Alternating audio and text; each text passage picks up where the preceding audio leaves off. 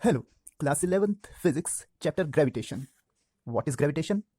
The phenomena responsible due to mass of an object which enables it to attract other object is called gravitation. So gravitation is not only related to just the earth or huge heavenly bodies like other planets, sun, etc.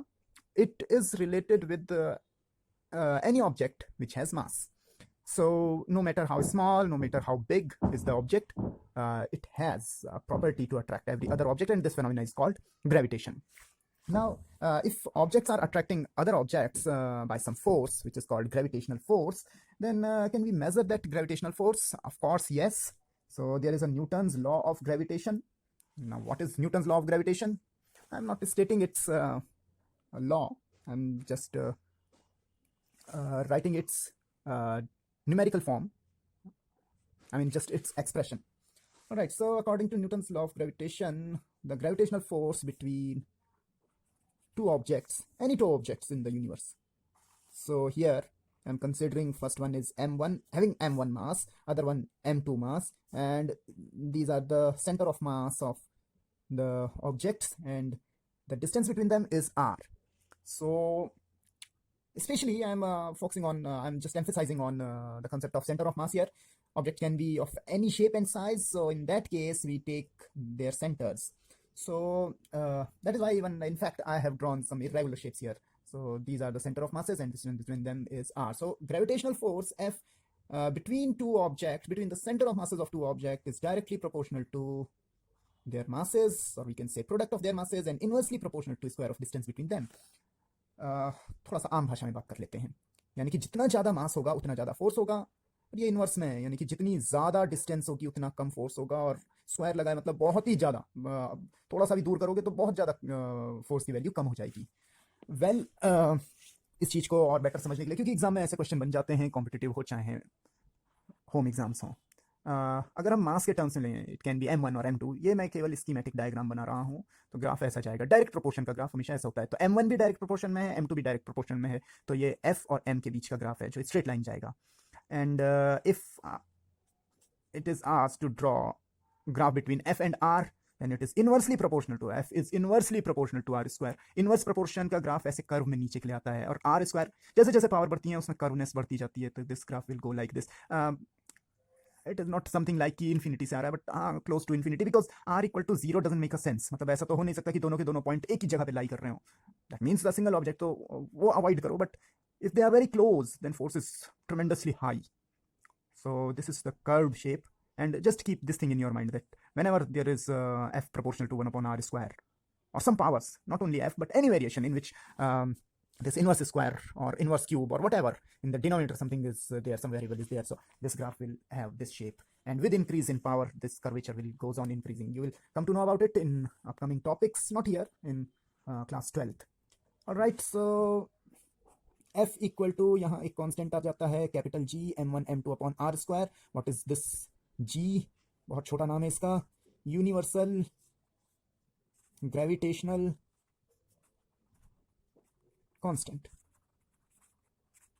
इसकी value तो और भी अच्छी है, 6.67 into 10 to the power -11. इसकी unit और भी ज़्यादा अच्छी है, न्यूटन मीटर स्क्वायर पर kg स्क्वायर. और इसकी डायमेंशन का तो कहना ही क्या, डायमेंशन और भी गजब की है, and it is m-1 L3 t-2. ये ऐसा नहीं है कि आपको रटने हैं, हाँ ये वैल्यू वैसे रटनी नहीं है तो एग्जाम में दे दी जाएगी, पर ये यूनिट और ये dimension you can find them out. How? Just by setting a formula for g. अगर आप यहाँ g के लिए फॉर्मूला बनाएंगे, you will cross multiply every other thing to other side, F R square upon m1 m2. अब easily g की value आप find कर सकते हैं. g की यूनिट निकालने के लिए f की यूनिट क्या होगी? f की यूनिट हो गई न्यूटन, r की यूनिट हो गई मीटर, तो न्यूटन मीटर स्क्वायर पर kg into kg square. In the same way आप फोर्स की डायमेंशन पुट कर दो, आर की डायमेंशन पुट कर दो, m1 m2 की डायमेंशन पुट कर दो, and you will get this. Well ये हम डायमेंशनल एनालिसिस टॉपिक में कर चुके हैं, तो उसका लिंक मैं डिस्क्रिप्शन में डाल दूंगा, यू इफ यू विश. और अगर नहीं भी विश करते हैं, still you have to go through that also. Okay, what is the property of this universal gravitational constant? Why it is called universal? Because it is independent of medium in between these two objects. Independent of media, medium का plural media. So कुछ भी medium है उनके बीच में, force पे कोई असर पड़ेगा नहीं. And one more thing, this law is applicable for any of two objects, how no matter how small, no matter how large. तो ये अगर मैं बात करूं, आप सबसे कम मास जानते होंगे इलेक्ट्रॉन का, मास ऑफ इलेक्ट्रॉन, लेकिन उससे भी कम मास होता है, एक होता है उसे कहते हैं न्यूट्रिनो. ऐसी एडिशनल नॉलेज के लिए बता रहा हूँ, न्यूट्रिनो. तो न्यूट्रिनो जो होता है, ओ गॉड, न्यूट्रिनो, तो जो न्यूट्रिनो होता है उसका जो मास होता है वो मास ऑफ इलेक्ट्रॉन का भी few hundred, approximately 200 times smaller होता है. तो इतने स्मॉलर मास के ऑब्जेक्ट से लेके और गैलेक्सीज के मासेस तक, और इनफैक्ट मल्टीवर्स और बहुत सारी थ्योरीज हैं, उन तक ये लॉ ऑफ ग्रेविटेशन एप्लीकेबल माना गया है. गैलेक्सीज पे तो इसका इफेक्ट देखा भी गया है. तो एक काम करते हैं, पहले इस पे एक न्यूमेरिकल देख लेते हैं. फॉर्मूला हमने सेट कर दिया है, सब कुछ हो चुका, तो एक न्यूमेरिकल करना यहाँ पे जरूरी बनता है. Right, look here, find gravitational force between two galaxies. मैं सीधा गैलेक्सी पे ले गया, और कोई बड़ी बात नहीं है, गैलेक्सीज को भी दो ऑब्जेक्ट्स के जैसे आप कंसीडर कर सकते हैं. Each of mass equal to 10 times the solar mass. आपको सोलर मास पता होना चाहिए, that is mass of the sun. खैर एग्जाम में गिवन होगा. At a distance 1000 light year distance को भी कन्वर्ट करना पड़ेगा from each other. Find gravitational force between them. So 1 light year is 9.45, some approximate value, 46 होता है, तो roughly 45. all right, so ओ नहीं, 1000 लाइट ईयर था तो इसे मल्टीप्लाई कर दो. देखो, एक लाइट ईयर होता है 9.45 इंटू 10⁻15 मीटर के बराबर, और 1000 लाइट ईयर का है, इससे मल्टीप्लाई कर देंगे 1000 से. ओके, थोड़ा सा और सही बना देते हैं. So it will B 3 into 10⁻40 kg, and this will be 9.45 into 10 to the power 18 metre. M1 M2 दोनों ही इतने लिए गए हैं for the sake of convenience. मैंने ये क्वेश्चन मैंने खुद डिज़ाइन किया है, तो इसलिए चौंकना मत इसमें. तो force between both the galaxies F equal to, पहले फॉर्मूला लिख देंगे, हमेशा का तरीका फिजिक्स में, पहले फॉर्मूला लिख दो, उसके बाद वैल्यू पुट करो. जी की value 6.67 into 10 to the power -11. ये बहुत छोटा नंबर है, इसलिए ग्रेविटेशनल फोर्स स्मॉल ऑब्जेक्ट्स के लिए बहुत नेग्लिजिबल लगता है, लेकिन लार्ज ऑब्जेक्ट के लिए सिग्निफिकेंटली उसकी कुछ ढंग की वैल्यू आपको मिल जाती है. 10 to the power 40 M1 की जगह, M2 की जगह भी हो जाएगा 10 to the power 40 M1 M2 हो गया अपॉन R स्क्वायर. इसे दो बार लिख देंगे, 9.45 इंटू 9.45 स्क्वायर है इसलिए, और into 10 to the power 18 into 10 to the power 18. Well, ऐसा है कि आप इसे इजीली कैलकुलेटर से कर सकते हैं. मैं यहाँ पे एक अप्रॉक्सीमेट कैलकुलेशन बताऊंगा जिसमें थोड़ा 10% तक का एरर हो जाएगा, लेकिन मान के चलिए ये क्वेश्चन बिल्कुल लास्ट मोमेंट पे आप कर रहे हैं, बेल बजने में 1 मिनट, या बेल बज चुकी है, फिर आप इसे फास्ट कैसे कर पाएंगे जब आप टीचर से कहते हैं कि 1 मिनट और दे दो, और टीचर कहेंगे कि इतनी लंबी कैलकुलेशन 1 मिनट में. तो लेट्स ट्राई, हो पाता है कि नहीं हो पाता. सबसे पहले 6.67 इंटू 3 3 9 लिख लेते हैं, 9 ही लिख लेते हैं, अपॉन 9.45 इंटू 9.45. अभी मैं केवल लिख रहा हूँ इसे ऐसे, इसे शॉर्टकट में करने का स्किल भी बताऊंगा. Into 10 to the power -11 plus 40 -18 -18. अब यहाँ जो अप्रॉक्सीमेट कैलकुलेशंस हैं वो हमें ये कहती हैं कि इस कैलकुलेशन का कोई प्रॉपर लॉजिक नहीं है, बस ये इस तरीके से है कि आपको नंबर्स की समझ है, कैलकुलेशन की समझ है, तो you can handle it. Otherwise ये बस प्रैक्टिस से हो पाएगा. देखिए, अप्रॉक्सीमेशन लगाते रहिए और चेक कीजिए कि कितना क्लोज पहुंच पाए. Alright, यहाँ पे 9.45, what I am doing, I am increasing it to 10, I am decreasing it to 9. थोड़ा सा अप्रॉक्सीमेट ले लिया. देखो, दोनों को आप अप्रॉक्सीमेटली 10 ले सकते थे, लेकिन इसको भी 10 बढ़ाना, इसको भी 10 बढ़ाना, यानी कि वैल्यूज बहुत बढ़ जाएंगी. तो एक को मैंने बढ़ा दिया, एक को घटा दिया. तो मैं आई एक्सपेक्ट कि ये क्लोज टू जो प्रॉपर आंसर आना चाहिए उसके क्लोज आ जाएगा. आप लोग चेक कर लीजिएगा. और इट इज़ कम्प्लीटली रैंडम. मैंने कुछ भी अभी ऐसा नहीं किया है कि पहले से कैलकुलेट करके रखा हो और तब आपको यहाँ बता रहा हूँ, ऐसा कुछ नहीं है. इंटू 10 to the power ये हो जाएगा 18 36 46 47 में से 80 सब्ट्रैक्ट करेंगे, इट विल बी 33. और एक इससे भी कम हो जाएगा, इस 10 से भी एक कम हो जाएगा, 32. So that force will be 6.67 into 10 to the power 32 Newton. और वेल, थोड़ा अगर इसे और राउंडिंग ऑफ कर दी जाए, क्योंकि जो मिनिमम हमारे पास सिग्निफिकेंट फिगर था वो 1 था, तो इसका भी मिनिमम सिग्निफिकेंट फिगर 1 तक कर देंगे, तो it will B 7 into 10 to the power 32. ये स्टेप जिसे समझ नहीं आया वो कमेंट में लिख लेना. और राइट, अगला क्वेश्चन देखते हैं. तो ये बड़ा स्ट्रॉन्ग फोर्स हो गया दो गैलेक्सीज के बीच में. अब देखते हैं, ऑलराइट, जो ऊपर क्वेश्चन है ये मैंने अप्रॉक्सीमेट कैलकुलेट किया है, आप इसे प्रॉपर्ली कैलकुलेट करके देख लीजिए, कैलकुलेटर से कैलकुलेट करके देख लीजिए और अप्रॉक्सीमेट कैलकुलेशन करके भी देख लीजिए, you will get the answer close by this value. तो एग्जाम्स में चल जाएगा अनलेस आपके टीचर कुल पॉइंट बाय पॉइंट आंसर निकालने के लिए मार्क्स ना देते हों। Anyway, two neutrinos are at a distance, तो न्यूट्रिनोज यहाँ पे मैं एक गारंटी नहीं देता हूँ कि इतना ही होता है, it is a rough assumption, few fraction of mass of electron के बराबर होता है, तो इसलिए मैं इसमें m1 equal to m2 equal to mass of electron का 200th टाइम निकाल रहा हूँ। मास ऑफ इलेक्ट्रॉन होता है 9.1 इंटू 10⁻31 अपॉन 200, तो केजीज में होगा ये, तो इसे आगे सॉल्व कर लेते हैं। So what will be there, ये 2 0 मतलब अपॉन में 100 समझ लीजिए, ये यहाँ पावर एडजस्ट हो जाएगी, it will be 10⁻33 and what next, ये कट के हो जाएगा 4.5 kg। और Fermi, what is this Fermi? Fermi is actually femtometre fm and which is 10⁻15 meter, so the distance is 0.1 fermi, that is into 10⁻15, और 0.1 means 10⁻1, तो ये -1 है और ये -15 है, -16 हो जाएगा, तो इट वी कैन राइट 10⁻16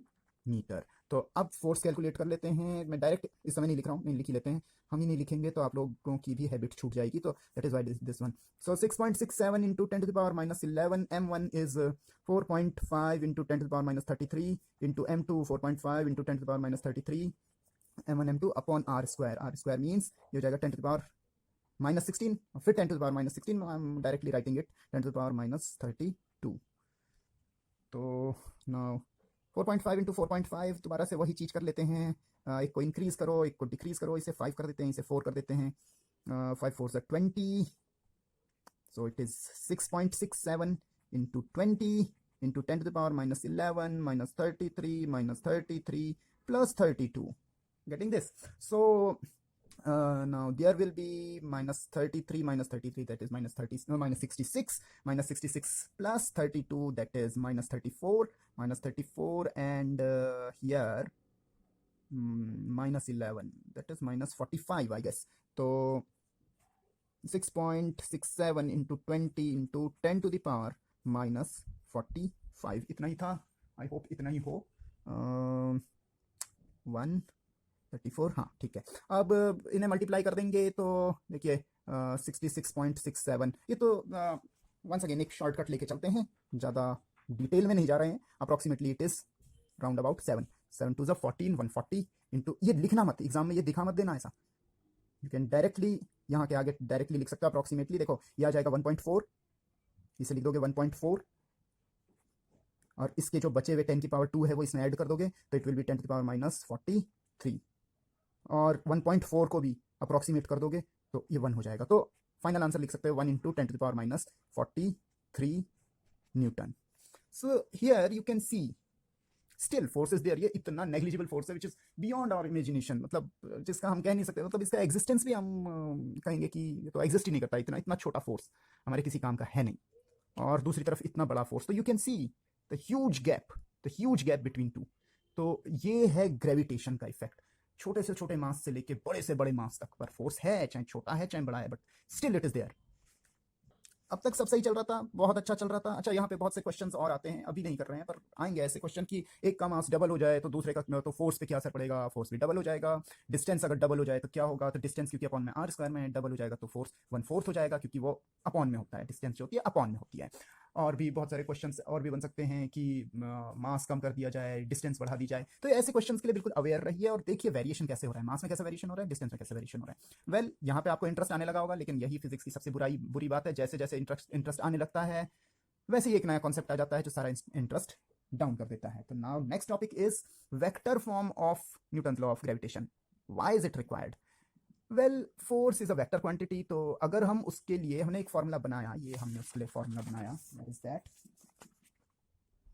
ये एक वेक्टर क्वांटिटी है, तो अगर ये वेक्टर क्वांटिटी है इसे वेक्टर नोटेशन के साथ कैसे लिखेंगे, तो उसके लिए हमारे पास है vector form of Newton's law of gravitation.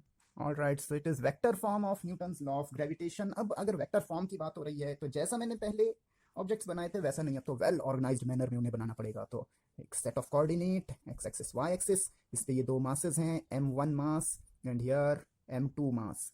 m1 की position with respect to some origin is r1, position vector r1, and here for 2 it is position vector r2 and distance between them is r। और मैं इसे vector form में indicate नहीं कर रहा हूँ, ये वेक्टर होगा, इन दोनों के बीच की जो डिस्टेंस होगी वो एक वेक्टर के थ्रू एक्सप्लेन की जाएगी। पर अभी मैं उसकी डायरेक्शन नहीं बता रहा हूँ, क्योंकि ये जो आर है यहाँ पे वेक्टर फॉर्म में लिख देते हैं, लेकिन मैं उसके सबस्क्रिप्ट नहीं लिख रहा हूँ, क्योंकि उसके सबस्क्रिप्ट में थोड़ा सा प्रॉब्लम है। ये जो वेक्टर आर है, it can be written in two ways. It can be written as r12, which is r1 vector minus r2 vector, and also it can be written as r21 vector, which is r2 vector minus r1 vector. Now why we are expressing this r in two forms? तो actually जब हम ये देखेंगे कि m1 को m2 खींच रहा है, force on m1 due to m2, तो हम ये देखेंगे कि m1 इधर के लिए खींच रहा है, डायरेक्शन ये हो गई। और जब हम इस पे फोकस करेंगे कि m2 किधर के लिए खींच रहा है, तो ये इधर के लिए खींच रहा है। देखिए एक चीज है, हम ये नहीं कहेंगे कि हैवी ऑब्जेक्ट लाइटर ऑब्जेक्ट को खींचता है, दोनों म्यूचुअली एक दूसरे को खींचते हैं। और कॉन्सेप्ट ऑफ फोर्स भी यही है, isolated force does not exist, it always exist in pairs. तो अगर कहीं फोर्स है तो ऐसा नहीं कहेंगे कि एक ऑब्जेक्ट दूसरे पे फोर्स लगा रहा है, एक दूसरे पे फोर्स लगा रहा है तो दूसरा भी पहले पे फोर्स लगाएगा। तो let's see what will happen here. तो अगर हम इस डायरेक्शन की बात करें तो हम इस डायग्राम को कुछ ऐसा बना लेंगे। एक तो ये डायग्राम ऐसा बनेगा, अगर मैं m1 पे लगने वाले फोर्स की बात करता हूं, m2 से खींच रहा है, and in the same way हम इसी डायग्राम को ऐसे भी कर सकते हैं कि m2 को m1 खींच रहा है। दिस वाज श्योर कि ये r1 है, ये r2 है, ये तो हमें पता है, and this one is r, लेकिन इस पे सबस्क्रिप्ट क्या लगेगा, and in the same way r1 r2, और इस पे सबस्क्रिप्ट क्या लगेगा। तो यहां देखते हैं, देखो ये आपको वेक्टर एडिशन लॉ याद होगा, ये ट्राइंगल फॉर्म है, ये दो वेक्टर ऑर्डर में ले लिए, r1 plus r that is equal to r2, तो vector r is r2 minus r1, so this r2 minus r1 correlates here. तो ये जो r है इट इज r21, और यहाँ पे अब जाहिर सी बात है ये r12 होगा, पहले लिख देता हूँ और सॉल्व करके यहाँ दिखाता हूँ। तो r2 प्लस r, पहले r लिख रहा हूँ, हमें पता है कि वो ये है, बट ठीक है स्टेप बाय स्टेप चलते हैं। So this r is equal to r1 minus r2, and therefore according to order it is this one. अब इसका फायदा क्या होगा, देखिए अगर मैं बात करता हूं कि force on m1 due to m2, अगर m1 पे लगने वाले फोर्स की मैं बात करूं तो इसे रिप्रेजेंट करते हैं f12 से, force on 1 due to 2, f12, सब चीजें वैसी हैं, m1 m2 upon r, direction क्या है इसकी 1 से 2 के लिए, 1 से 2 को रिप्रेजेंट करने का तरीका 2 1, सब कंफ्यूजन इज देयर। ये इस चीज को बता रहा है कि 1 पे 2 की वजह से फोर्स लग रहा है, और ये इसे बता रहा है कि ये वेक्टर फाइंड ऑब्टेन किया जा रहा है 2 में से 1 को माइनस करके। So no confusion should be there, r21। अब ये क्या चक्कर है भाई, देखिए ये पूरा का पूरा स्केलर है, इसे वेक्टर बनाने के लिए we need some direction, and this unit vector, the concept of unit vector enables us to understand the direction of that vector. तो ये unit vector जो है ये हमें इसकी डायरेक्शन को बता रहा है कि its direction is along the direction of this vector r21, and हाँ, for the sake of convenience you can write it like g m1 m2 upon, simply इसे r स्क्वायर लिख सकते हैं, इसे इतना सब करने की जरूरत नहीं है, ये r simply it is a distance, अब वेक्टर नोटेशन इज देयर, ये इसे वेक्टर बना रहा है। And in the same way similarly लगा देते हैं, तो ज़्यादा कुछ एक्सप्लेन करने की जरूरत नहीं पड़ती। Force on m2 due to m1, तो f21, अब तो बिल्कुल आंख मूंद के हम बना सकते हैं इसे m1 m2 upon r square r12।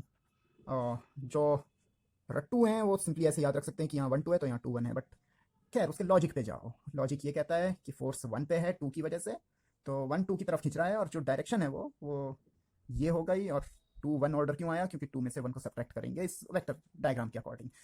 तो वन मोर थिंग कि here this r12 is since r12 is equal to minus r21, ये इक्वल एंड अपोजिट है, मैग्नीट्यूड इक्वल है but direction is opposite, oh sorry सिर्फ unit vector, in fact vector wise भी वो equal and opposite ऐसे लिखा जाएगा। सो what we can conclude, because here this thing and this thing both are equal, so we can conclude that f12 vector is equal to minus f21 vector, that is law of gravitation, Newton law of gravitation follows Newton's third law of motion।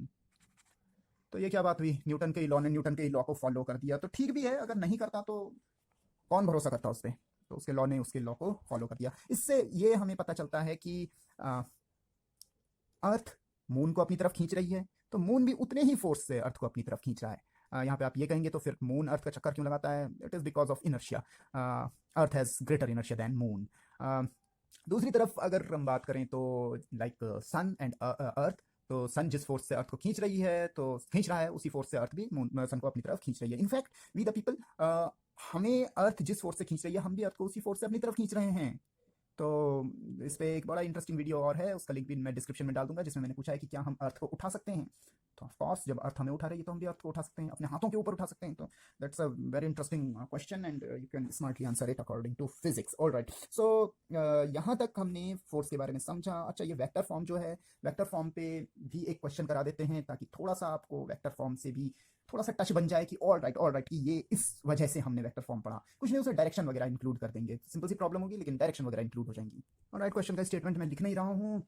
There are 3 masses, each capital M, at the vertices of an equilateral triangle of side L, and there is another mass, small m, placed at the center of this triangle. What will be the net force acting on that body at the centre? तो जो centre में है उसका net force कितना होगा, इसे निकालेंगे। यहाँ पे कई स्टूडेंट ये सोच रहे होंगे कि हमें इस डिस्टेंस की जरूरत है या ऑफकोर्स इसकी जरूरत है, आर आर आर, और बहुत से ज्योमेट्रिकली इसे सॉल्व भी करने लग गए होंगे, और होता भी है। ये तो बहुत इंपॉर्टेंट बात है। ये जो पूरी हाइट होती है, ये इसका सेंटर ऑफ ग्रेविटी है। ये पूरी हाइट 3 इक्वल पार्ट्स में डिवाइड हो जाती है, तो ये पार्ट 1/3 होता है इस पूरी हाइट का, ये पूरा 2/3 होता है, एंड ऑल दैट। तो बहुत लंबा काम लग रहा है आपको, बट इस सब की जरूरत नहीं है फिलहाल। जब पड़ेगी तब पड़ेगी। फिलहाल हम ये देखेंगे कि हम अपनी तरफ से ये आर आर आर ले रहे हैं, फिर ज्योमेट्रिकली बाद में वैल्यू रिप्लेस कर लेंगे सॉल्व करके। So well, now I am focusing on this object. अगर मैं इस वाले की बात करूं तो it will experience a force along this direction. I am calling it F1 कह देता हूँ, या थोड़ा सा और जैसा हमने पीछे पढ़ लिया था, इसे मैं O कह देता हूँ। ये A B C है। So this is the force on O due to A, FOA. This one, क्योंकि इस पे निकाल रहे हैं तो ये कैसे खींचेगा, इसे इस डायरेक्शन में खींचेगा, FOB, and here FOC. What will the angle between each of them? It is 120 each. Alright, so ऐसे क्वेश्चन को कैसे सॉल्व किया जाए? 2 वेक्टर होते तो हम वेक्टर एडिशन लगा देते, 3 में क्या करेंगे? तो we can do one thing. We can first solve this and this. इन दोनों के सॉल्यूशन से एक आएगा, और फिर that one and this one. तो ये क्वेश्चन 2 स्टेप्स में जाएगा। पहले इन दोनों को सॉल्व करो, जो आंसर आएगा उससे ये निकालो। But the important thing is direction wise they are different, but magnitude wise they will be same. तो क्यों होगा ऐसा? क्योंकि सब ये एम डिस्टेंसेस भी इक्वल हैं, तो इसलिए हम कह सकते हैं कि FOA is equal to FOB is equal to FOC। आप कहेंगे वेक्टर फॉर्म वाला क्वेश्चन था, देखो वेक्टर साइन ही नहीं लगाया, because right now I am just interested in their magnitude only. G M1 M2 upon R square, सबके लिए यही वैल्यू होगी। Direction wise they are different, that is why I am not writing that कि सबको जोड़ दिया 3G MM upon R square answer आ गया, वो मैं नहीं कर रहा हूँ। तो magnitude wise they are same. अब why vector form is important? So that we can add these vectors by vector addition method. तो हम FOB और FOC का रिजल्टेंट निकालेंगे, resultant of FOB and FOC। हम इसे नाम देंगे FOBC, चलो कुछ भी दे देते हैं नाम। इक्वल टू 2 वेक्टर का एडिशन, R इक्वल टू, ये फॉर्मूला होता है R equal to √A² + B² + 2AB cos theta. तो यही यहाँ फॉलो करेंगे, A² की जगह यहाँ पहले वाले का स्क्वायर हो जाएगा। अच्छा, एक चीज़ और, जब ये सब सेम है तो इसे मैं x कह देता हूँ, लिखने में आफत कम आएगी।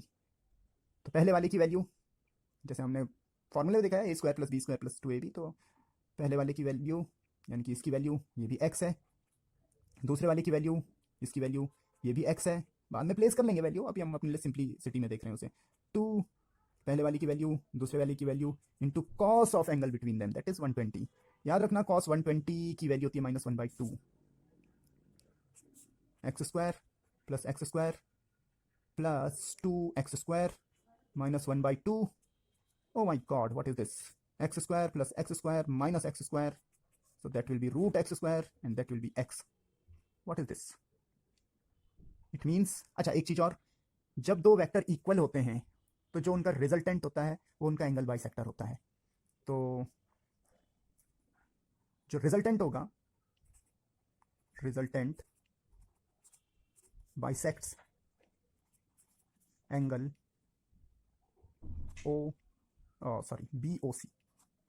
BOC एंगल को बाइसेक्ट करेगा. बाइसेक्ट करेगा means now resultant will look like this, FOA and bisect. Okay, just नीचे आएगा उसके. So this is FOBC.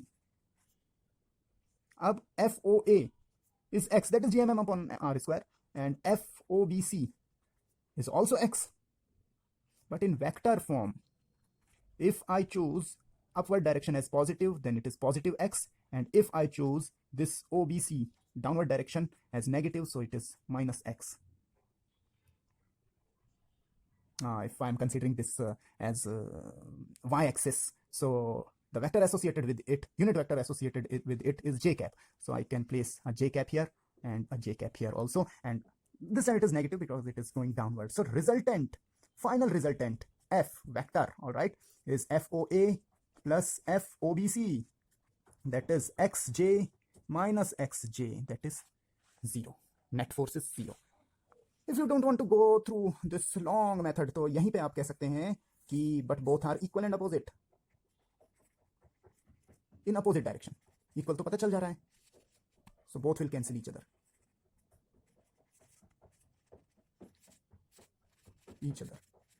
बस एक दूसरे को कैंसिल कर देंगे तो f net इक्वल टू 0. तो ये तब हो सका जब हमें वेक्टर कॉन्सेप्ट पता था. So more questions coming, stay tuned, bye bye.